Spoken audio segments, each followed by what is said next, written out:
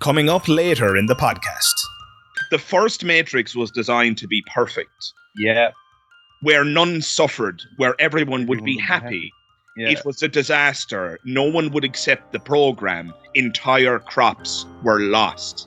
Yeah. As a species, I believe that human beings define their reality through misery and suffering. Yeah. The perfect world was a dream that your primitive cerebrum kept trying to wake up from.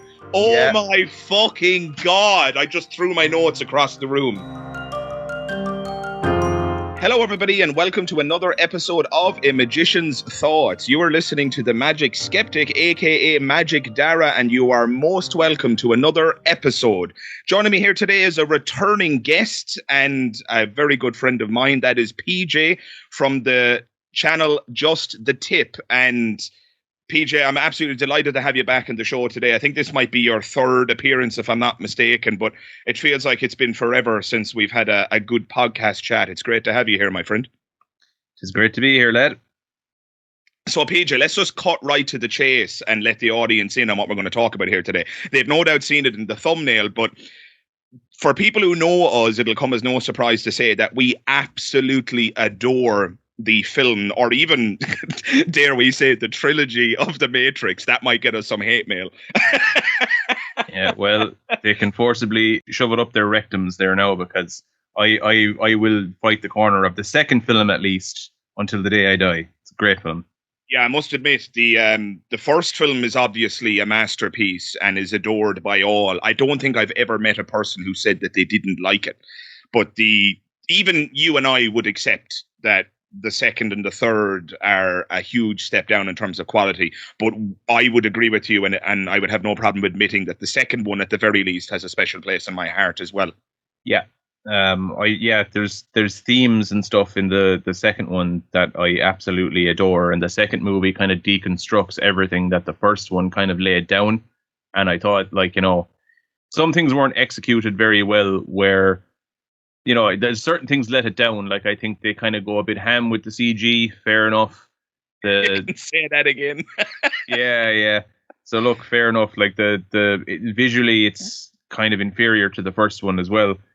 The second movie, as well as that, when it expands the world out into like Zion and stuff like that, and all the extra characters that appear, a lot of those are kind of written and acted very badly, and it's like, for fuck's sake, anytime you're kind of with these side characters that they've now introduced in the second and third movie that aren't Morpheus, Trinity, and Neo, you're kind of like, fuck this, go back to fucking the lads, will you?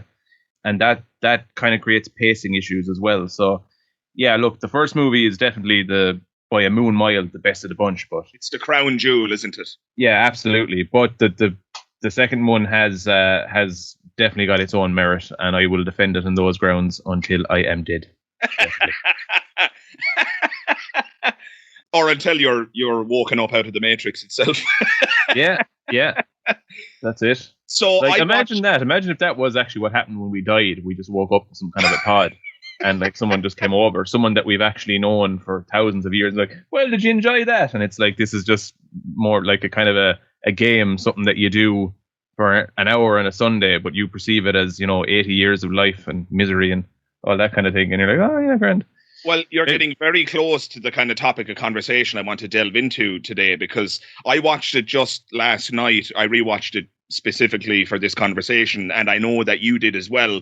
And what I want to talk about today with you, PJ, because I know you're a huge fan of the series, and obviously with the first one, as we acknowledged there, being the crown jewel of that series, I'm a massive fan of it as well. And what I want to discuss with you is the philosophy of the Matrix, which is not a new topic. It's not an original topic.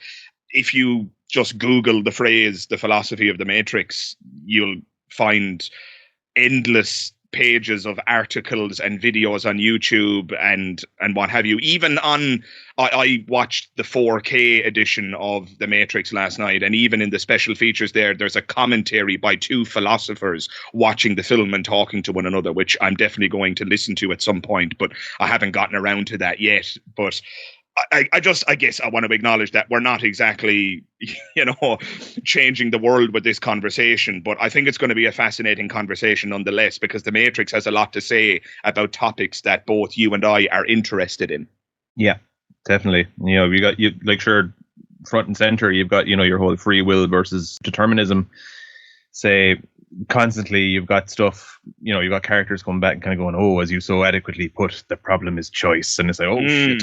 So, and there's cycles of control and all that fucking jazz. And, once you're raging against the machine, like the machine has actually accounted for and is betting on you raging against it. And you're actually just perpetuating the system of control by rebelling against it. And it's like, oh, fuck me. So, that in a nutshell is why I adore the second one. I think the second one is fantastic for that reason. It completely deconstructs the Christ narrative that the first one sets up, where everyone is basically like, oh, he's the Messiah. And then, like, by the second one, it's like, you're no Messiah, lad. You're just some fucking gowl that drank the Kool-Aid. And you're like, oh, fuck. So, yeah, I adore the second one. I'm going to start from the beginning. So as I shared with you before we started recording here, I have a notepad in front of me here with approximately 4 pages of notes. They look like the scrawlings of a bloody madman in a prison somewhere. Alcatraz. 4 pages of poorly drawn Mickeys. In case you aren't aware and you're listening from abroad somewhere, if you're not from Ireland, Mickey is a colloquialism for a man's penis. I think on one of the podcasts that we did before, where we might have been talking about depression or meaning versus nihilism and stuff like that, I think you've had to make that clarification before. It's only when I have you on the podcast that I have to make those clarifications, PJ. No doubt. But you know what? I'd have it no other way. So I'm going to I'm just going to start here at the beginning of my notes, and there was a theme that it's not. I won't say I hadn't noticed it before, but watching the film last night with a mind to actually making note of things actually put me in a different mindset where I was paying closer attention to the details. And one of the themes that really shines through, it seems to me, and I can't wait to get your reaction to this, could be described something like the monotony of work and life itself. Yes. So, it's a really, let's just, I mean, obviously, guys, if you haven't seen the film, spoilers aplenty are about to come out here. So, and by the way, if you haven't seen the film, what the fuck are you doing listening to this conversation? What? No, like, what are you doing? Just, mind this conversation, but just in general, watch the fucking Matrix, will you? For God's sake! I mean, yes, I agree. Although, if determinism is true, the people who have not yet watched it, ironically, it is not their fault. Although we might be tempted, because we love it so much, PJ, to make an exception here and still blame them anyway. Well, Isn't that just human nature? That is human nature in a nutshell. I know it's not your fault, but fuck you anyway. Yeah, precisely. So this is what I wrote down.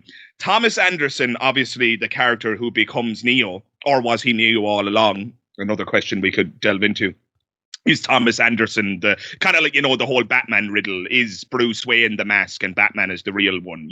There's definitely that idea in the Matrix. But I wrote down here the monotony of work, and I wrote down a little bit of the speech that his employer gives him when he's late to work that morning, because the night before he's in the nightclub and he meets Trinity and all that business. Yeah, and it's very cleverly written. It's like foreshadowing everything that Morpheus says that the one can do. It's like, oh, you believe that you are special, that somehow the rules don't apply to you. Yes. Which is exactly what Morpheus says about, kind of like, it's like very, very, very cleverly written. And It is. What I wrote down here is exactly what the boss says to him. He says, if the employee has a problem, the company has a problem. Yeah. Every single employee understands that they are part of a whole. And that is something that I must admit has kept me up nights. And I'm not talking about the Matrix specifically. It's very communist, isn't it? there's something about it that really unsettles me. And The Matrix is just something that comments upon that idea. When I say it's kept me up nights, I don't mean the film has kept me up nights, but I've shared with you in the past, and I don't mind repeating here now, that there are mornings when my alarm goes off, a lot like when the alarm goes off for Thomas Anderson, aka Neo, in that scene before he gets a scolding by his boss for being late. There are mornings when my alarm goes off and I sit up in the bed and I really, really wonder, what is the point? I feel like I am a cog in a much larger machine that's designed to grind me into a fine paste. And when I'm on the road to work in the morning, the commute, and I'm looking at all these other, frankly, miserable people in their cars on their way to their job that they more often than not don't want to do either. Yes, it feels like we're all just worker bees or worker ants in a colony, and we're all serving some superfluous purpose.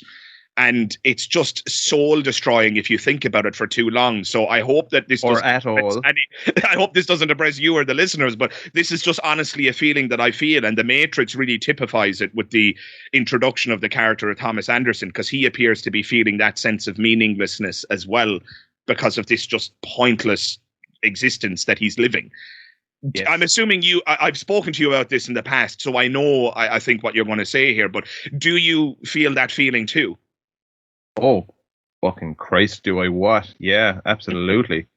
Like, you know, once you get down to brass tacks with kind of, you know, money is a social construct, kind of status is kind of very, very fleeting as well. It's kind of, you know, how you're perceived in the minds of other people. And if that is something that factors into your value system, I mean, maybe that carries some weight to you, but I don't know.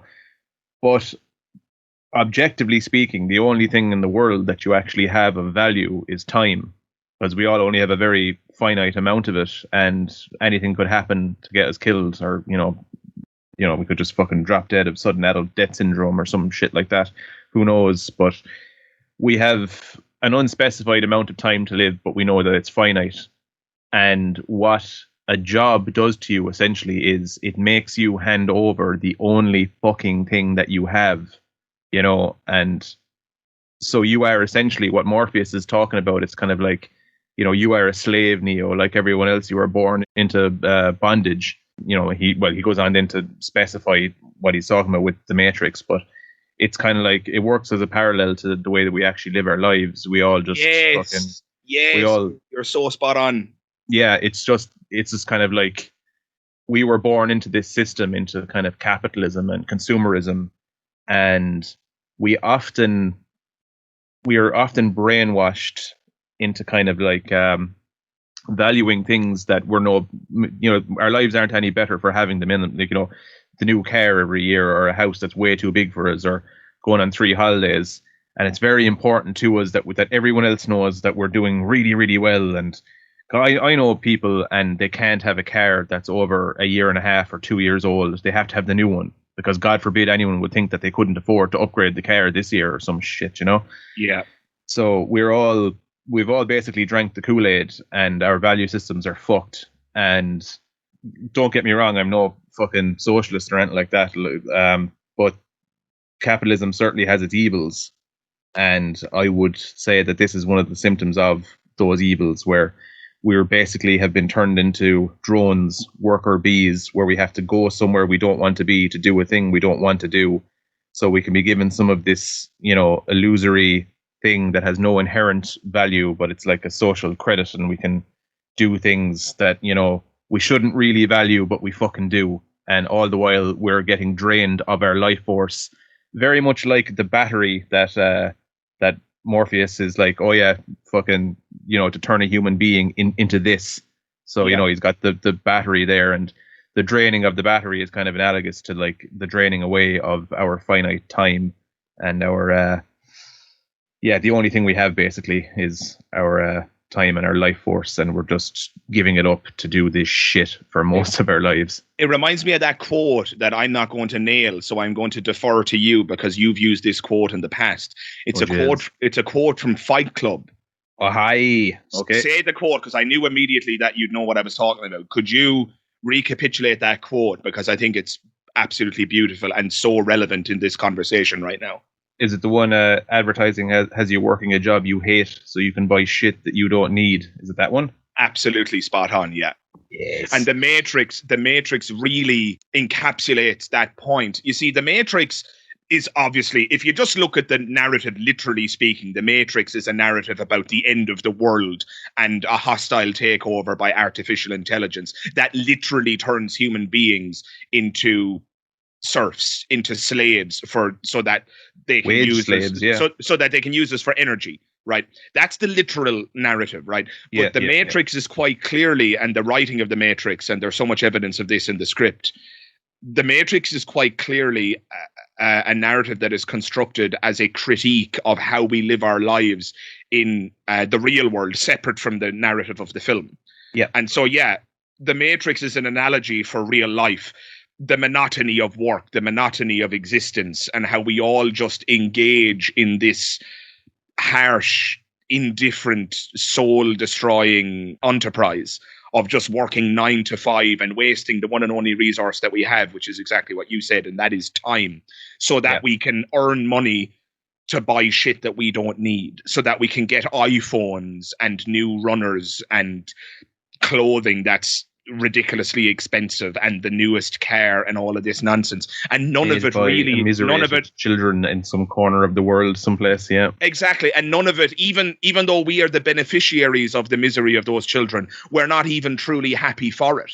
No, not at all. But it distills money for the big wigs, so it must go on, the show must go on. Retail therapy is something as well, kind of a phenomenon that I've seen in a lot of people, where people are so starved for meaning or some kind of sense of purpose that they're just kind of chasing the dragon, something similar to a drug addict or something like that, where they just buy stuff to try and get some sense of anything out of it, some sense of oh look, I've got this thing now this week. And I've seen people piss away huge amounts of money and never be one fucking bit happier for all this crap that they're buying. There's definitely a lot of mental health shit tied up in and all you need to do is look at the celebrities who commit suicide. They've got all the money in the world.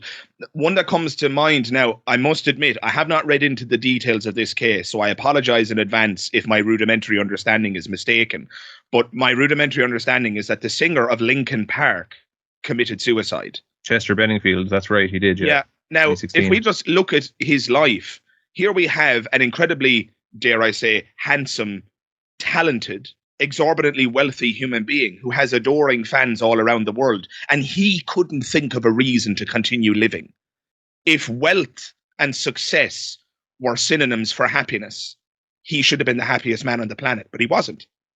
Same as fucking loads of different figures throughout history, Kurt Cobain, Ian Curtis from Joy Division. Their band was just about to take off, and they had just made it big, basically. The record that they did was like, oh yeah, this is gonna really establish us into the big time now. And right around that time when they were just supposed to start touring, Ian Curtis hung himself. Fame, fortune, it doesn't really do anything to provide you with any sense of meaning. It's just something that we've kind of drank the Kool-Aid on, something that we should aspire to attain and chase. But on the other side of it, there's nothing really to be found. You're kind of the dog chasing its own tail.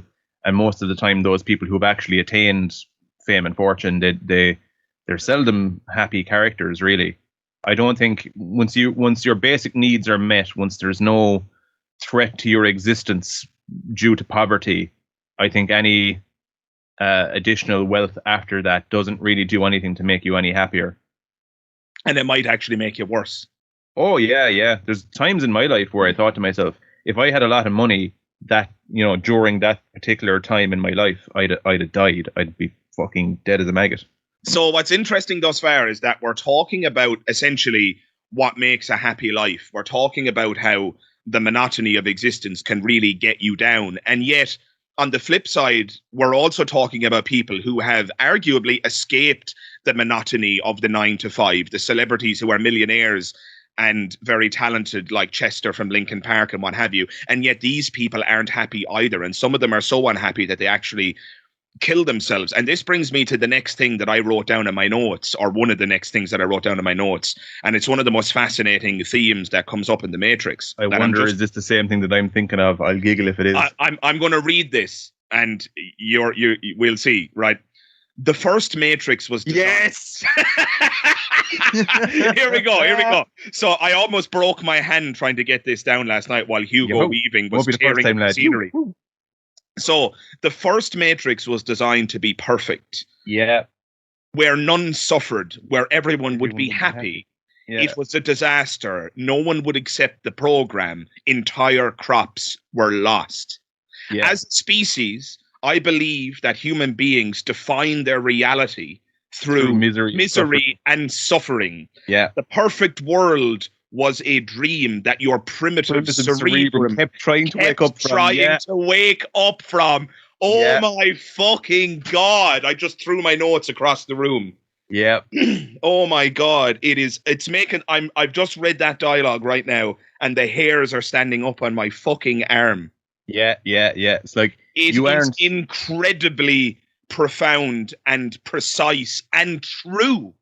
Absolutely. Because I mean, I think like nowadays, you know, we've had the most prosperity in the history of the human race, but we seem to have this thing socially now where we kind of manufacture our own struggle where one doesn't necessarily exist. We are not meant, like, you know, we have evolved for however the fuck long it is we've been evolving to contend with a reality that's trying to kill us constantly. So we are built to struggle. And you can't just suddenly remove the struggle now and then, like, you know, expect to just go, oh, yeah, I can just sit down now and be like, oh, yeah, grand. No, we're suffering machines. That's what we are. And if we're not suffering, well, then it can't be reality. Yeah. So I love it. For those who aren't sure about what we're talking about here, the plot of The Matrix, just to briefly summarize it, is that human beings invented artificial intelligence. And as so very often happens in these dystopian future narratives, that artificial intelligence rose up against us. But the artificial intelligence required solar power in order to continue to exist. So as Morpheus explains to Neo, we scorched the skies so that they would no longer have an energy source. Thinking that we were about to win, we didn't count on the idea that this artificial intelligence was so smart that they'd discover an alternative power source for their continued existence. That power source is the human body. So what they did is round up the human species. They connected them en masse to a simulated reality. So all of our brains are connected into a simulated reality called the Matrix, which approximates our world, so that they might use our bodies for energy while we lie there, unconsciously oblivious, living in this dream world. That is the whole plot of The Matrix. But what we're talking about right now, there's a monologue in the film where one of the bad guys, an agent who is not a human entity, he manifests as a human in The Matrix, but external from The Matrix, this is just a machine that's approximating a digital self. A kind of a virus, an antivirus software that lives within the Matrix to exterminate any threats to the continued existence of the Matrix. And so this Agent Smith, tells Morpheus in this monologue that PJ and I are getting very excited about, that the first Matrix that the machines created failed. Human beings kept waking up out of the simulation because it was a perfect reality where everybody was happy. And he delivers this speech where he explains that he figured out that the reason it didn't work is because we're not actually designed to be happy. And as PJ just so articulately explained, we evolved over a period of, the largest estimates are around 250,000 years. The smallest estimates are about 100,000. So let's just put it in the middle somewhere. We've been around for about 200,000 years as Homo sapiens. And during that time, and before we were Homo sapiens, you know, chimps, modern chimpanzees and humans share a common ancestor. It doesn't matter at what point in the evolutionary history you look at, it doesn't matter what point you choose to single out. I thought God made us, no? The rule, it seems, historically and arguably contemporarily, is that suffering is part of our existence. the reason I say arguably contemporarily is because not every part of the world is as prosperous as we are here in the West. So arguably for history, the rule is struggle and privation, not prosperity and pleasure. And so because we evolved in that context of struggle and privation, our brains somehow, in one way or another, expect it. And when that is taken away from us, we actually reject that reality. And that's what happened to the first Matrix. And that is so true of real life. And I can say that it's true of my very own existence. When I'm not in work, and people intuitively associate work with misery and suffering, generally speaking, I know there are some people who love their jobs, lucky bastards, but there you go. I think generally speaking, even people who love their jobs have days that they hate in their job. Generally speaking, we're not able to accept just pleasure and happiness just on its own. We actually require some suffering. And if you just took 10 years off of work, you wouldn't get to the 10th year before you'd killed yourself. Yeah, you need some toil, you need some struggle, and that's what the film is pointing at. And I couldn't agree more. Yeah, it basically reminds me of, like, I have an uncle who started his own business years upon years ago, like back in maybe late 60s, 70s, something like that. But the business over the years grew and grew and grew, and now the man is a millionaire. And I always wondered, because I used to work for the business that he created when I was a teenager, and he was shoving on now at this stage. He was well in his 60s at this point. And I was wondering to myself, because he had 3 sons who were more or less running the business for him. Well, not for him, but they were part of the business in a big way. And I often wondered to myself, why does he still bother? Why the fuck doesn't he just go, fuck it? And I remember saying it to my older brother. My older brother told me, my older brother is way older than me. He's nearly 20 years older than me. So that's another story that's not relevant. But anyhow, I remember asking him, it's like, why does he keep doing it? And my brother's response to me was basically like, well, this is his livelihood. What else would he do? If it's not working and not, pushing forward and keeping everything going. And, he couldn't possibly sit back on a beach somewhere for the remaining, let's be generous here and say 30 years of his life or something like that. What's he going to do? Sit back and chillax for 30 years? We're not built for that. We'd go fucking mad. Yep. And say, like, I've often heard it said that the biggest killer of old people is retirement. Yeah, because fucking we're not meant to sit back and relax. We're meant to be immiserated and to contend with misery, and that's what we're built to do. And if we're not doing it, we don't know what to do. We have a bit of an old, who am I if I'm not the lad who does this thing? Which is a really sick status quo, isn't it? When you really stop and smell the roses, it really is just utterly disturbing that the only way we can exist and achieve some level of contentment or meaning is through suffering. Through a miseration, yeah. It's definitely so counterintuitive. And I think what demonstrated this point with considerable clarity is coronavirus and lockdown. So it's a really weird time to be a teacher. And as you know, I'm a teacher, a secondary school teacher here in the UK. Because for the first time in my career, and I've been teaching for around 6 or 7 years, for the first time in my career, I'm teaching students who are actually appreciating the fact that they're in school. Because even they struggled with lockdown and the monotony of doing nothing. Yep. It's incredible. It's an incredible thing to behold as an educator at this point in time. Because if you had asked all of these students before lockdown began, hey, how do you feel about having a year off and just sitting at home and relaxing? Oh my God, that sounds amazing. That sounds like the best thing ever. I hope that happens. Yep. Cut to a year later when we all come back to school and they're all depressed and suffering from anxiety and just can't wait to get out into the world and socialize with their friends again and have a lesson. I mean, it's just absolutely incredible. We really do need to be occupied. It's something that came up in the previous podcast where we threw this back and forth, where I was articulating the idea that we kind of need to work.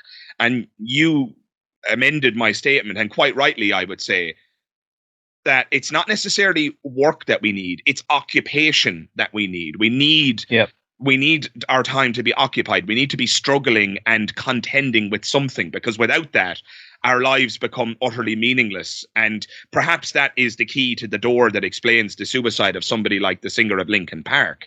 Because when you get to that level of wealth, you don't actually have to get out of bed in the morning anymore. You don't have to. It's now volitional. It's a choice. Whereas if I chose, to whatever extent free will exists, and you and I both don't believe in free will, and we're going to get to that as well. But this is a massive theme in the entire trilogy, basically. It absolutely is. But if I were to, quote unquote, choose to not get out of bed anymore, I would lose my house. I would lose my partner, probably, because she doesn't want to be with a bum. I wouldn't be able to afford food. Does she want a house to live in? She's expecting a bit much, isn't she? Jesus Christ, talk about high maintenance. Fucking hell. Oh, that's gas. But yeah, I mean, it really is. It's just true. I mean, I don't know how else to put it. It is just true that we need, however counterintuitive it might be, and there might be some young listeners right now thinking how counterintuitive this is. Please just realize, if there's any piece of advice or wisdom I could bestow upon anybody who might be listening, please remove from your head this delusion that happiness resides in escaping work or escaping busyment.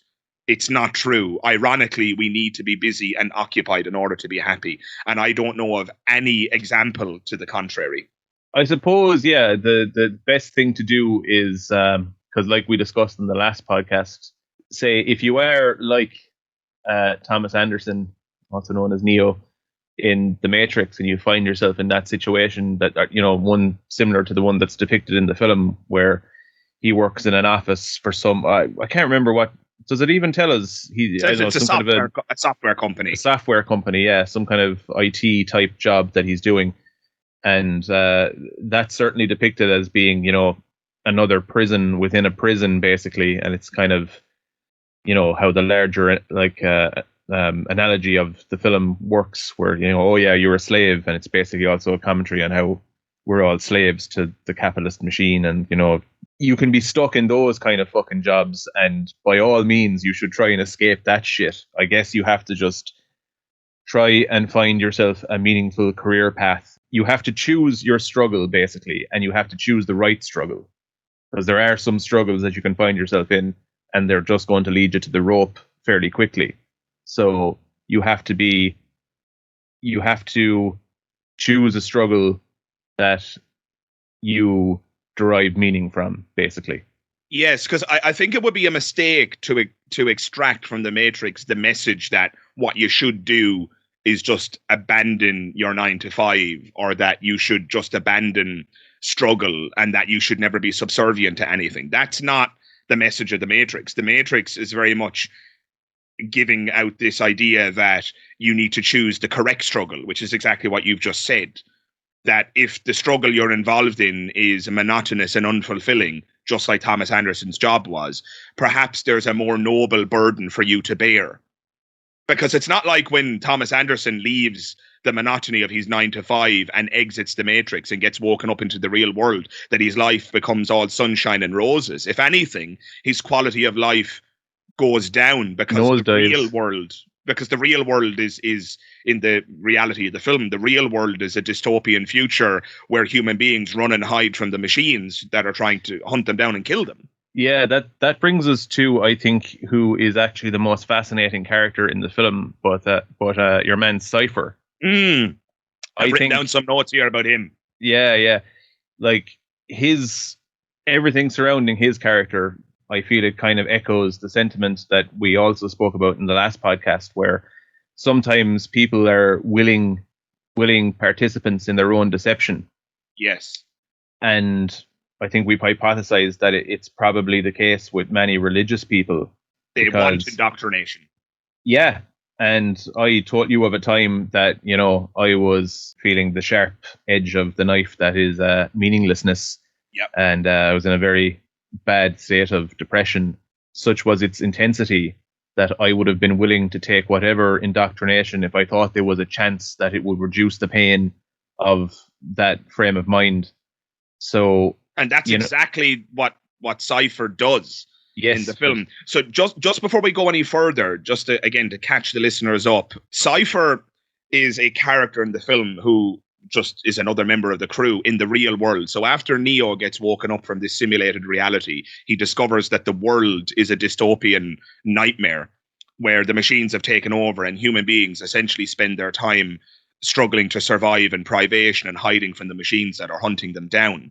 And so it is understandable that there are some human beings who think to themselves, goodness, it wasn't worth being woken up from the Matrix. The simulated reality, because it's so convincing and you can't tell the difference, is actually preferable to the real world. In other words, indoctrination or being hoodwinked by the system might actually be a better existence than the truth. Noble though the truth might be, the truth is not a reality worth living. And so the character of Cypher does a deal with the bad guys in the film to be reinserted into the Matrix and have his memory wiped so that he can live in a simulated reality which is preferable to the real reality, which absolutely sucks. Ignorance is bliss. Ignorance is bliss. And so that brings me to what I've written down here, PJ, and the next question. There's two things I've written down here.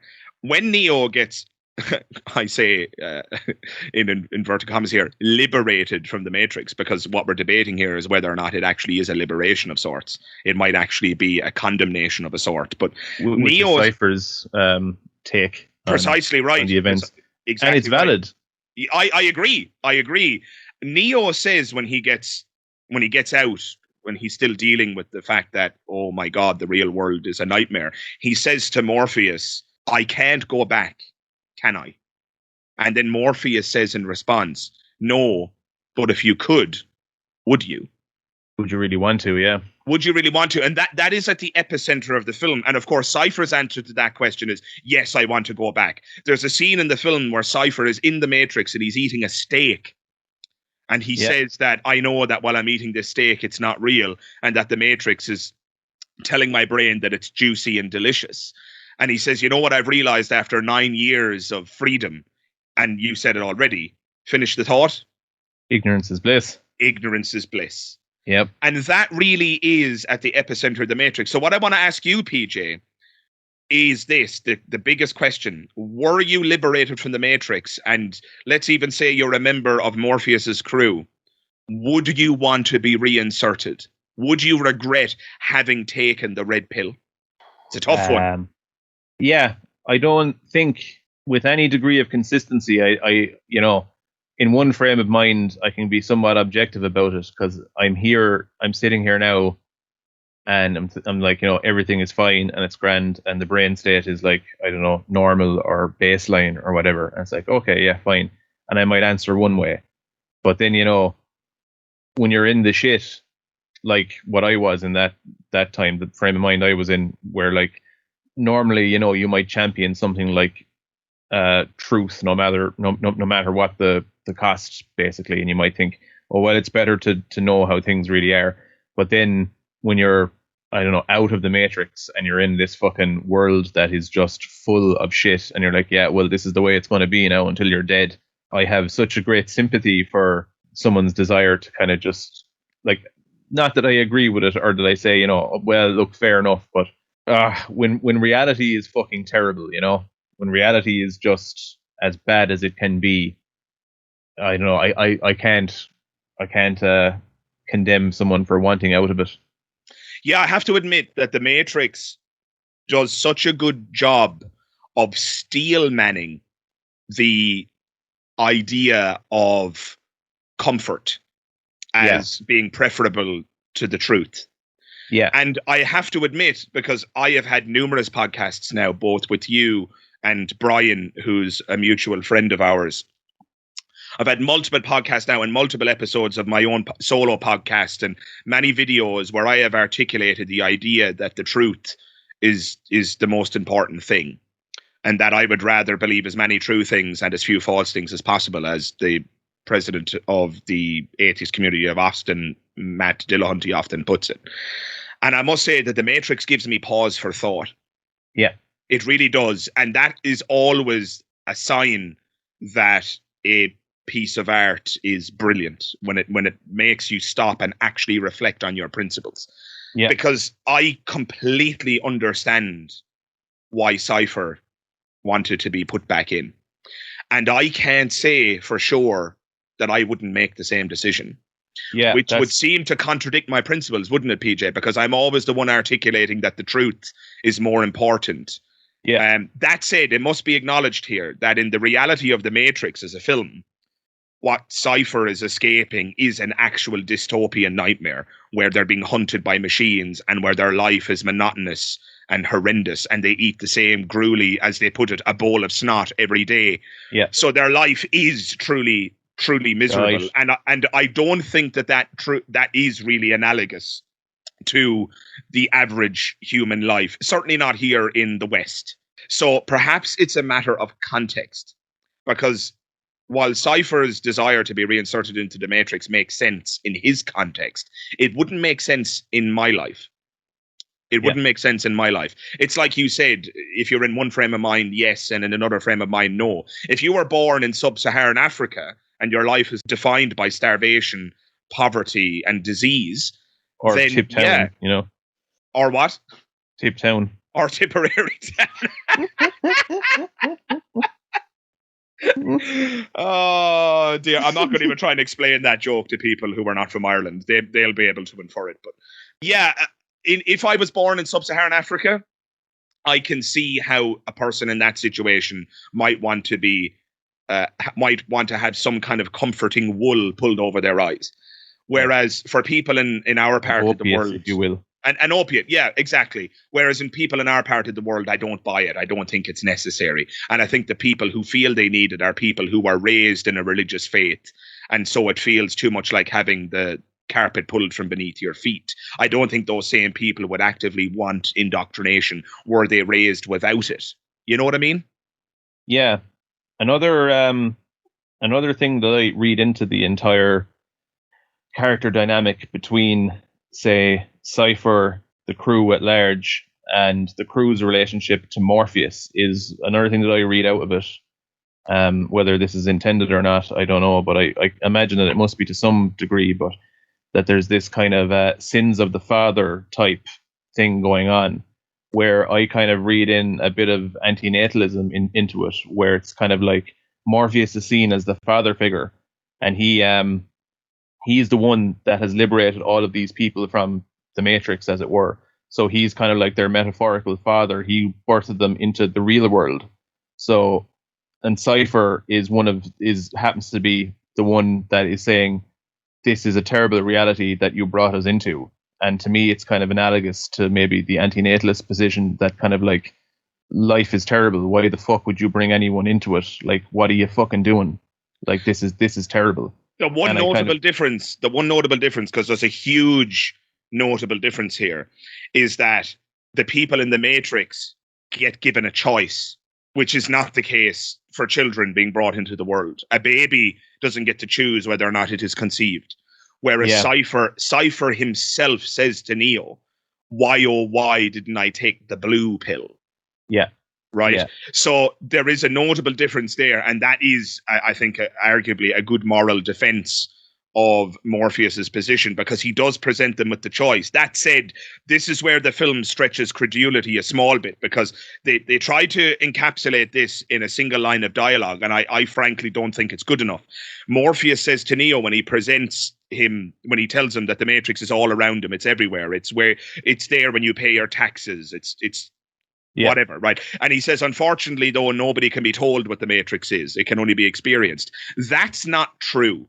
If Morpheus had told Neo, just so you're aware, if you take this red pill, you're going to wake up in a dystopian nightmare where we're hunted by machines every day, and your life is going to be comparatively much more miserable than this simulated reality you live in Cypher right calls now. him on this. Cypher actually calls him on this. Cypher actually says, he lied to us, Trinity. He tricked us. If he'd have told us the goddamn truth, we would have told him to stick that red pill right up his ass. That's exactly what he says. So I think Cypher is kind of like addressing that issue there, where he's kind of like, yeah, he framed it as a choice, but it wasn't really a choice. He didn't tell us the magnitude of the consequence that was going to occur if we went one direction as opposed to another. You're spot on. You're spot on. And so I should actually rephrase my statement, because I was almost articulating this as though it were a flaw in the writing of the film. It's actually a flaw in the character of Morpheus, not as in he was badly written, but just judging the character as a being. He was arguably dishonest. He didn't share with them the full reality of what they were about to experience. And as you rightly point out, Cypher is the character who calls him on it. And for that reason, I absolutely adore the character of Cypher. Yes. Obviously, he makes some very bad decisions and kills people and so on. And so he expresses his righteousness in an immoral way. But it doesn't mean that he's not right. Yes. And it doesn't mean that he's not evil for the sake of it. He's someone that reality has broken. So he's a sympathetic villain, like, granted, he's killing all of the protagonists, and he's like, he's clearly, what he's doing is clearly wrong. But how he got there, you have to be able to empathize with that. Like, I mean, Christ Almighty, look, he's saying it basically. Look at the shit reality that I have to live in now, whereas before I was eating steak and stuff and living in a house and everything was far better. Yeah. Like, so a very sympathetic villain, I think. And the guy that plays him, the same guy from Sopranos. Yes. I can never pronounce his surname, but Joe something, and it begins with a P, and I can never get it right, so I'm not going to try. I'll butcher it. I'm not going to recall it now either. But I think a fucking brilliant actor anyway. He's absolutely fantastic, and the character of Cypher is just phenomenal. Isn't he the character in Sopranos who wears the wig? Yeah. What's his fucking name? Ralphie. Yes. Yeah. That's right. But I love the character, and I agree with you entirely. To not be able to empathize with his reasons, I think would be a flaw in a person's character, frankly. If somebody looks at the character of Cypher and says, no, he was just evil from the ground up, then they're not actually paying attention, it seems to me. Yeah, I think what he's opposing as well, and he kind of has a position here as well, where to a certain extent, Morpheus is deceiving people, but it's the way I would imagine that he justifies it would be to say, well, if I told people what they were walking themselves into, nobody would, elect to do so, and there would be no resistance against the humans, or against the machines. So, basically the freedom of mankind kind of depends on me basically fucking walking these people into a life of fucking hardship and misery. Sure. And just to put this point to bed, I think it is important to address the analogy here, because I don't want to be misquoted. I can imagine people quote mining this and say, Dara, you'd be willing to be reinserted into the Matrix and have the wool pulled over your eyes like Cypher, but you're not willing to let religious people have their comforts in our reality. Hypocrisy. Yeah, but again, just to be clear, in the reality of the Matrix as a film, in that narrative, the alternative to having the wool pulled over your eyes is living in a reality where you're being hunted by machines that are going to exterminate you. And even if they don't manage to kill you, you live a life of privation and starvation and, just immiseration. And you'd be arguably better off if the machine got you and just killed you. Exactly right. Or you just killed yourself or something. Yep. That is not analogous to my critique of religious faith and how that works as again, another piece of wool being pulled over the eyes. I am an atheist, and my life is fulfilled. Are you? My life is fulfilled and meaningful despite the fact that I have removed the wool from my eyes and see the universe, I suspect, or at least I believe, see the universe for what it actually is, which is a meaningless and purposeless place. And no, I don't actually think it's a ball of shit. I think life can, in fact, be amazing. Obviously, there's a lot of things that can get in the way, and it's how we deal with those that really define us. But I just want to make it clear that I don't think the analogy holds true for the real world, that we need to have the wool pulled over our eyes in order to contend. I think what happens quite a lot, as I explained earlier, is that people have the wool pulled over their eyes from birth. And then understandably, if they're in their 30s or 40s and somebody is trying to tell them that actually they've dedicated their life to a folly, as Daniel Dennett would have put it, that that can feel like a loss, and understandably so. They address this in the film. If you believe that something is true and then it's taken from you, then that definitionally feels like a loss.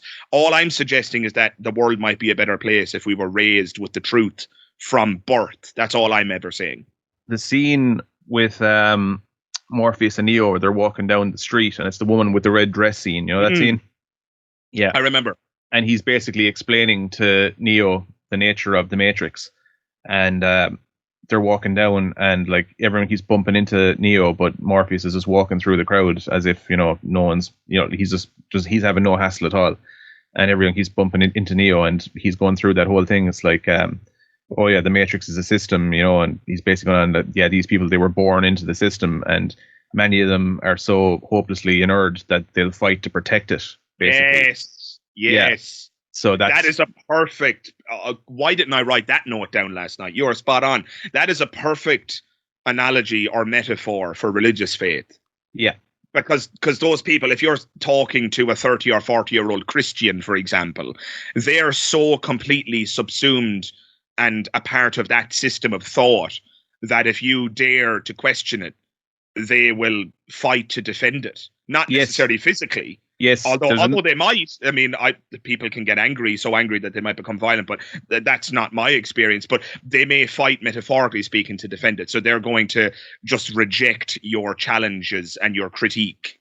Yeah, and they further elaborate on it as well in the scene after they tell Neo that he's been living in the Matrix and he gets sick, and he, you know, that whole scene, and he's basically his mind is freaking out because he's like, okay, so everything everything I've experienced up until now has been fake. My entire life I was just inside in a pod with wires hanging out of me everywhere. So yeah, his reality is shattered, and he has the worst belt of existential dread that one can get, I would imagine, and throws up.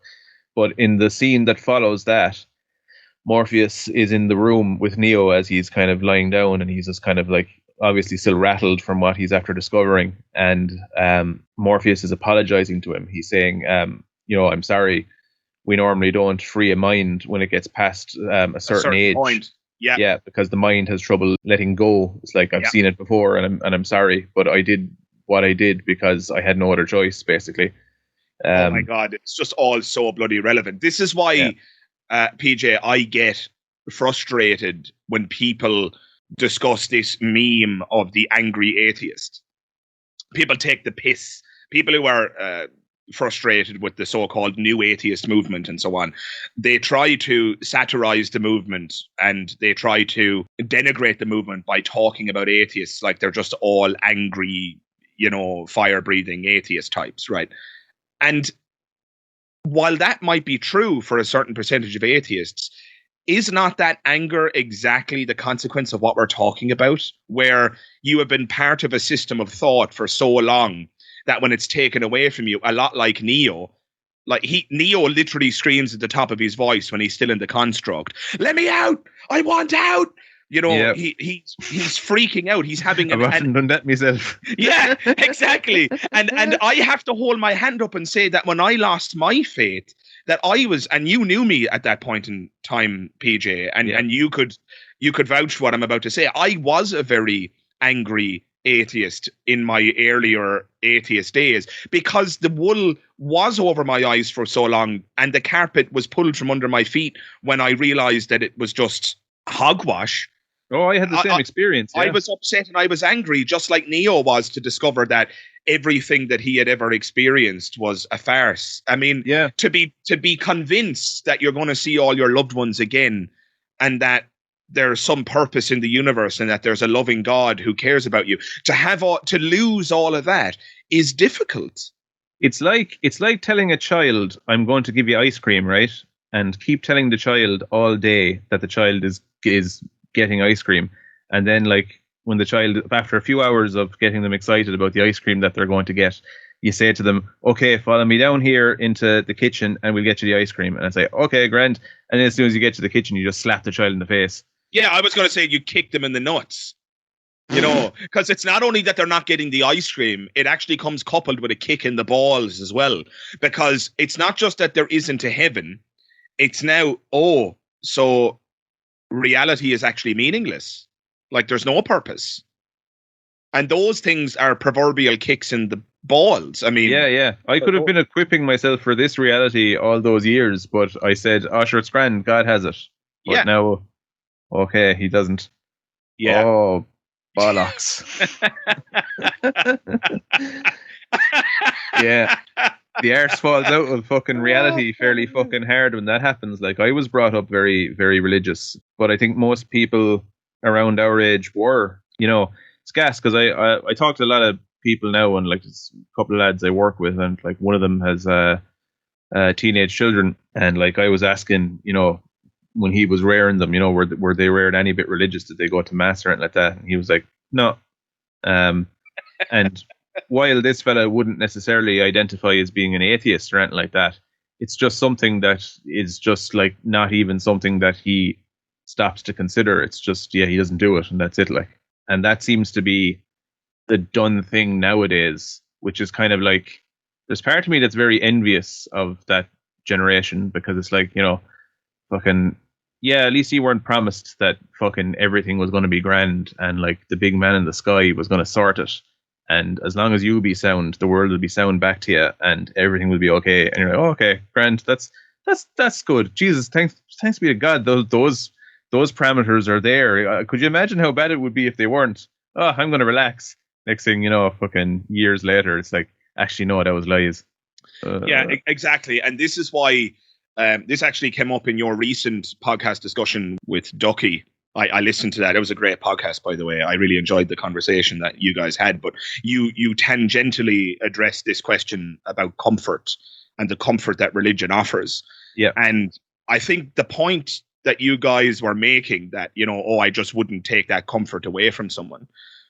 I think that point, how should I word this? That's a very unrealistic view for me, because it's just so likely nowadays that somebody is going to encounter the opposing point of view that it's all nonsense.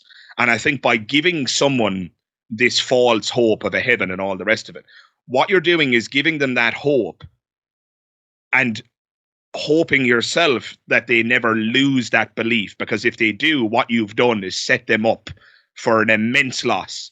Do you see what I'm saying? I feel like it's a gamble to give them so-called comfort. It's a gamble to give them that comfort, because there's a chance that they're going to lose that comfort later in life when they encounter an atheist type, or they encounter the arguments of someone like Sam Harris or what have you. Now, there are some people who get all the way through their life and they just live in blissful ignorance, exactly like Cypher wanted in the film, and it's never questioned, and they die believing it's true and what have you, right? That's fine, but that's less and less common in the world we live in now, a world which is ever secularizing, and there are more and more atheists and more non-believers.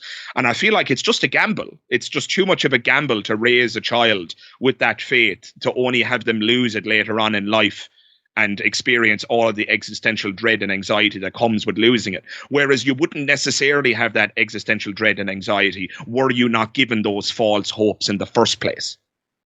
Yeah, I agree. My point. This is actually typified in the movie as well. The character of Dozer and what was his brother's name? They were the operators. Tank and Dozer, yes. They were born in Zion, the city, the last human city in the reality of the films. And those characters appear quite happy and contented with their reality, because they've never known the superficial fake reality of the Matrix. And I think those two characters absolutely typify what I'm talking about here. If you were never given the indoctrination, or the wool was never pulled over your eyes to begin with, then there's no sense of loss to be had, because you're just in tune with reality from the word go. If you've never had the drug, you can't be addicted to it. Abso-fucking-lutely. Yeah. Yeah. And that's always been my kind of perspective on faith and so on. But I know we're coming close to the end here. I don't know how much longer we have, maybe 10 or so minutes. But what we're going to try and do in these last 10 minutes is address free will, determinism, and randomness. Oh, grand. So, actually, that'll be no bother. We'll do that in 10 minutes, lad. That's no bother at all. Yeah. So, as you rightly free will, there isn't any. Moving on. Determinism, true. Fair enough. Determinism, yes. And randomness what was the other one? Randomness. Who knows? That's an open question, yes. And so what I've written down here There in you my go. notes. Done. Thanks. Good night. Right. Thank you very much for listening, everybody. Enjoy your day. So I wanted to ask you, and I know the answers to some of these questions, but I'm going to be interested. I'm very interested, rather, in getting your thoughts here in these final minutes. So when Neo goes to meet the Oracle, a character who I don't need to necessarily explain it. If again, most people listening to this have probably seen the film, but the Oracle can see the future, basically, right? And when he meets her for the first time, when Neo meets her for the first time, he walks through the door and she says, "Don't worry about the vase." And he goes, "What?" And as he says what and kind of moves his arm slightly, he knocks over the vase. Yeah. And she says then, "What's really going to bake your noodle later on is, would you still have broken it if I hadn't said anything?" Yeah. And this really is central to all three films. This, as you pointed out, this dialogue between free will and fate, or what could otherwise be called determinism, the idea that the future is set, or at least the idea that we don't have any free will. Because just to be clear, there's a difference between determinism and what's called fatalism. Fatalism is the idea that the future is completely set. There's just no changing the future, whereas determinism is just the idea that we're not free. Now, some people might say that they're connected, but you see, determinism could be true and randomness could also be true, because randomness doesn't give you freedom. Randomness is not freedom. Randomness would just mean that the future is not set, that it could go one way or the other. But whatever way it goes, you haven't chosen what way it's going to go. Yeah, randomness is just another factor into the equation that you are going to react to in a determined way. Yes, and randomness, just to be clear, because some people might be thinking about randomness as the roll of a dice, or a roll of some dice rather, or a ball on a roulette wheel. Randomness in the real world is deterministic. If you had sufficient knowledge of all of the preconditions when the dice was rolled, all of the variables, if you knew all the variables, you would be able to predict the outcome with perfect precision. There's nothing truly random there. It's just the laws of physics acting upon the pair of dice, right? Or the ball and the roulette wheel. When we talk about randomness, what I'm really talking about here is quantum randomness, or what's sometimes called quantum indeterminacy. Now, as far as I'm aware, the jury is out on this. I think it was the Richard Feynman who said that if you think you understand quantum mechanics, you don't understand quantum mechanics. And so quantum spookiness and so forth, the jury is out on a lot of these questions. But my rudimentary understanding is such that we actually cannot predict the location of a particle in quantum mechanics. It appears to be truly random. Now, if that's the case, and there is true randomness at the quantum level, then we can't necessarily say that the future is set, that fatalism is true. But what is abundantly clear, it seems to me, is that we do not have free will. Yeah. We can't make choices. And the Matrix really brings this up. So even when you're trying to go against the grain, you're ironically going with the grain, which is what the situation with the Oracle typifies. You know, would he have knocked over the vase if she hadn't said anything? And that's just such a fascinating question. So that's in the reality of the film. My belief, and I think strongly supported belief by the evidence here, is that in our reality, separate from the film, not only was it inevitable that he was going to knock over the vase, but it was also inevitable that she was going to say what she said. And every single thing that we're saying right now, again, depending on what you believe about quantum randomness, what's abundantly clear is that whether or not what we're about to say is inevitable, what's absolutely clear is that we're not choosing what to say here. It's, as Sam Harris put it, it's subjective and mysterious how you get to the end of any given sentence. Like, I don't know where these words are coming from. I mean, don't get me wrong. I know that it's a product of the brain, but I'm not actively choosing each word as they're occurring.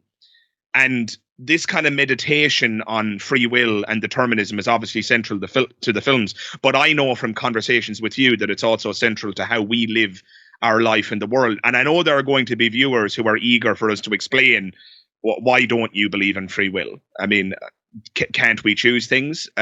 Do you want to explain, PJ, as we come to a close here, why you're not convinced in free will and the existence of it? And then I can respond to that and give my reasons. Is there any particular point, is there any particular piece of evidence that you tend to marshal in a conversation when somebody questions you about the existence of free will? Why aren't you convinced that free will is real? Well, very simply put, from my own experience, say dealing with stuff like depression, it's abundantly clear that there's no free will in terms of what's going on. If you could just elect to not be depressed, If you could just choose happy thoughts. Yeah. Why, if there was free will, I mean, you could elect to do that. I mean, you don't get to choose your response to anything. I mean, sometimes, especially like, I don't know, there might be a certain thing that I wouldn't have bet on sticking in my mind and upsetting me maybe.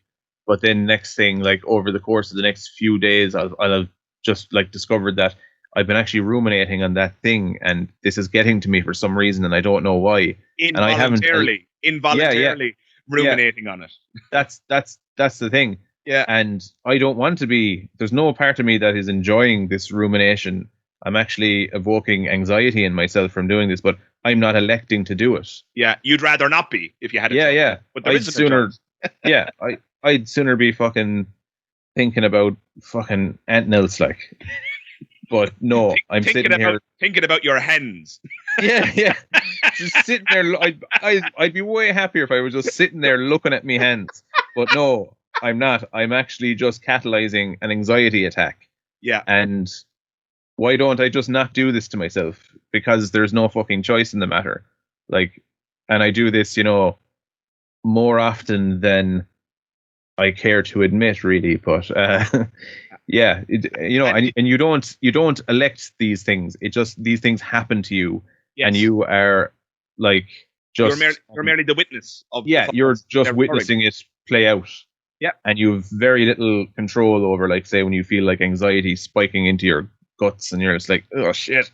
You're like, I can't just switch that off, because why the fuck wouldn't I switch it off if I could? Yeah, it's not the most positive framing, but essentially you are a prisoner to your own thoughts. Yeah, absolutely. And it sucks. It really does. And there might be some listeners who have not suffered from the specter of depression. They will at some point. As far as I'm concerned, depression is a universal phenomenon. I don't know of any person I'm not aware of any human who ever lived their entire life and didn't experience depression at some point. But even if you're listening and you haven't experienced depression, just simple things like getting a song stuck in your head. Like, what does that even mean? If our thoughts are free, why can't we just unthink the song that's stuck in our head? The worst Surely thing that ever. Would be triviality. Yeah, this thing happens to me where these songs that I objectively hate get stuck in my head, and I can't stand them. And there's something in my head that makes it stick if I have a violently bad reaction to it, and then it gets stuck in my head on loop, and I'm going half cracked. Yeah. Until it just stops of its own accord at some point. And if you reflect and look inwardly, and I invite all of the listeners to do this, every single next thought that occurs is principally identical to that song that's stuck in your head. It just, you're not choosing the thought that occurs next, and you don't choose when it relinquishes you. You don't choose any of these things. They just come and go as they please. Now, I'm not suggesting that these thoughts are coming from beyond the mind and articulating some metaphysical reality or something. No, I'm perfectly happy to accept that all of this is the product of the brain. I'm just pointing out that there's no freedom nodule anywhere in your head. There's no place where the free will resides. And when you consider the fact that our brains operate according to the laws of physics, which are entirely deterministic, where would you expect to find the freedom? When you reflect, you should be able to find the freedom in there somewhere, and you can't. It's not there. Just right now, just as a thought experiment, this is a thought experiment that many people have conducted, but we'll conduct it right now here again. Just allow your mind to go blank, and now just think of a film. And then you will notice, if you look inwardly while you're doing that a film merely occurs in consciousness. You are not the author of it. To say that you're the author or that you freely selected that thought would be to say that you were aware of it before it even occurred, which is a paradox. What happens is I said something that triggered a chain reaction in your head, and then a thought randomly occurs.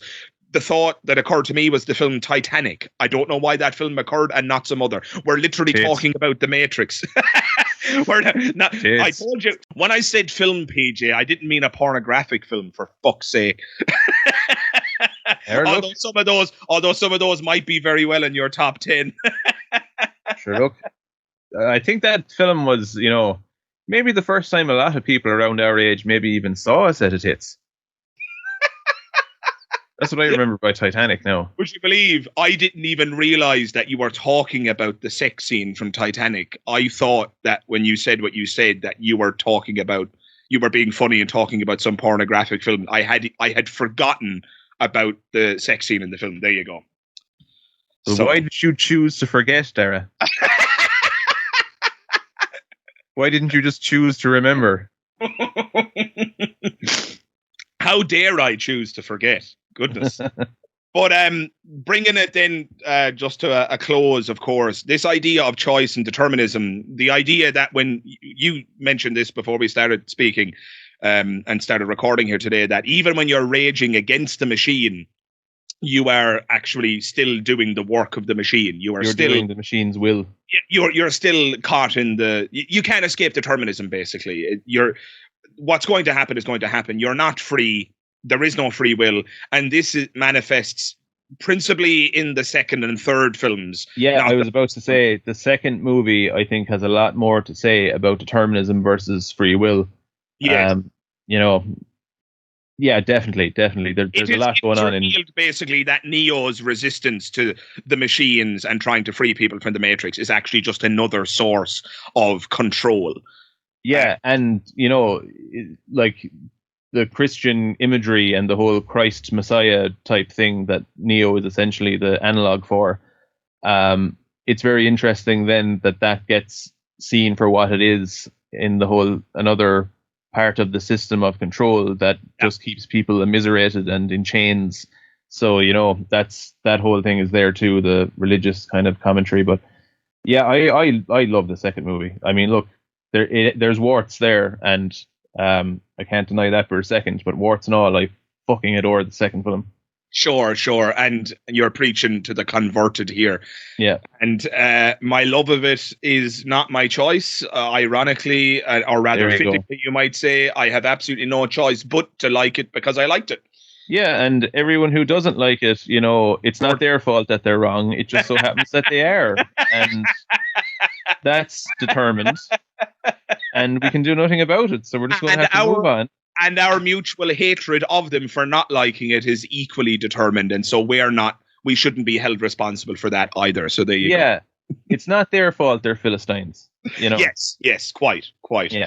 But PJ, we've been running on long enough now. I'd be surprised if anybody gets to this point in the conversation, if I'm being brutally honest. You know what? Here's a challenge. If you got to this point in the conversation, leave a comment below to confirm. And I will know that it is such a comment, because what I want you to say in the comment is, just so you're aware, I got to that point in the conversation.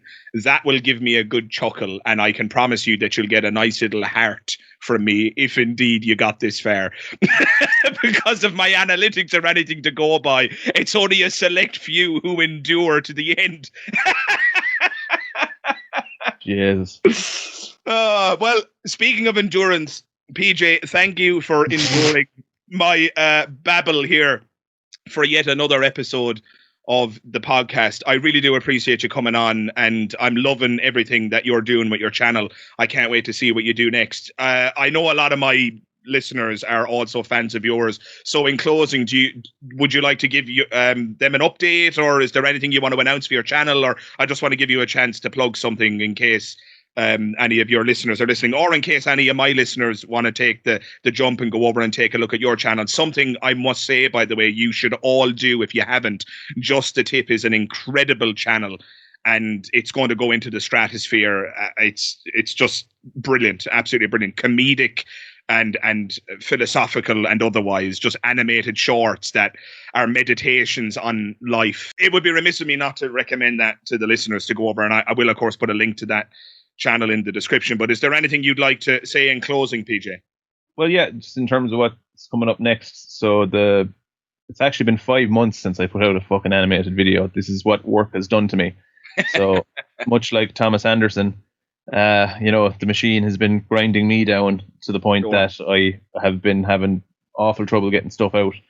But I am knee deep into the production of the next one, which is the second part of what I am calling in my head the Dole trilogy.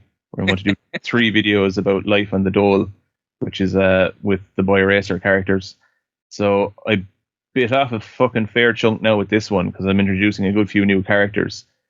And there's a bit of work in it, all right, but I'm fairly far into the production of it, so I hope to have that out hopefully within the next week or two. But I always say these imaginary time frames, and I never meet them, so take that with a grain of whatever you want.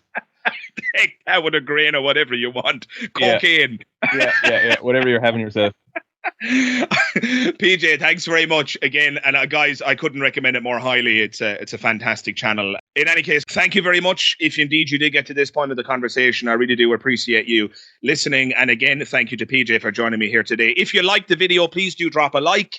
And if you've been enjoying the content more generally, please do consider hitting the subscribe button. And if you do, don't forget to check the bell notification icon. That way you'll be able to stay up to date with all things on the channel, and you'll even be notified as and when my latest videos go live. So thanks again, everybody, for listening, and I hope to see you in the next one. All the best. Bye-bye.